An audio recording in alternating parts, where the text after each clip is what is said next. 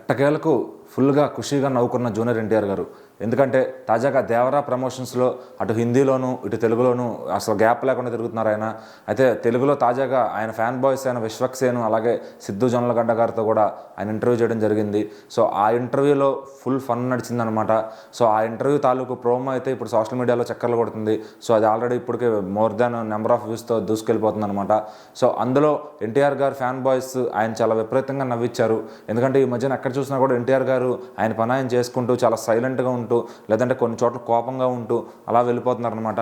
మరి ఇప్పుడు దేవరా సినిమా ప్రమోషన్స్కి వచ్చేసరికి ఆయన కొంచెం యాక్టివ్ అయ్యారని చెప్పాలి. సో మరి ఎందుకు ఆయన అంత కోపంగా ఉన్నారు, మరి ఆయన కోపం నుంచి నిజంగా ఈ ఫ్యాన్ బాయ్స్ ఇద్దరు కూడా ఆయన్ని నవ్విచ్చారని చెప్పొచ్చు.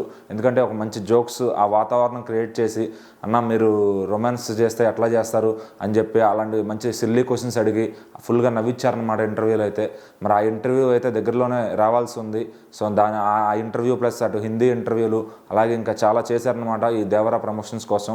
అవన్నీ కూడా రావాల్సి ఉన్నాయి. సో మరి ఇప్పుడు వాటన్నిటిలోకి ఇది హైలైట్ అయిపోయింది. ఎందుకంటే వీళ్ళు ముగ్గురు తెలుగు హీరోలు, అందులోనూ విశ్వక్సేన్ గారు సిద్ధు జొన్నలగడ్డ గారు ఇద్దరు కూడా ఫేమస్ అనమాట. అటు మేమ్ పేజెస్కి కానీ వాళ్ళు ఏం మాట్లాడినా స్టఫ్ అయిపోద్ది.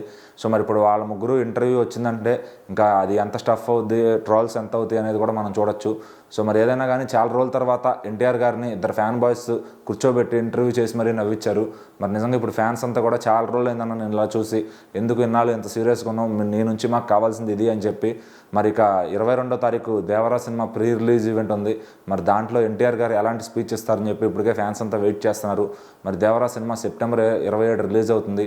సో దానికి ముందు ఇంకా ఏమేమి ఇంటర్వ్యూస్ వస్తాయి, ఇంకేమేమి సాంగ్స్ వస్తాయి, ఇంకేమైనా కంటెంట్ ఉంటే రిలీజ్ అవుతుందా అని ఫ్యాన్స్ అంతా ఆసక్తిగా ఎదురు చూస్తున్నారు.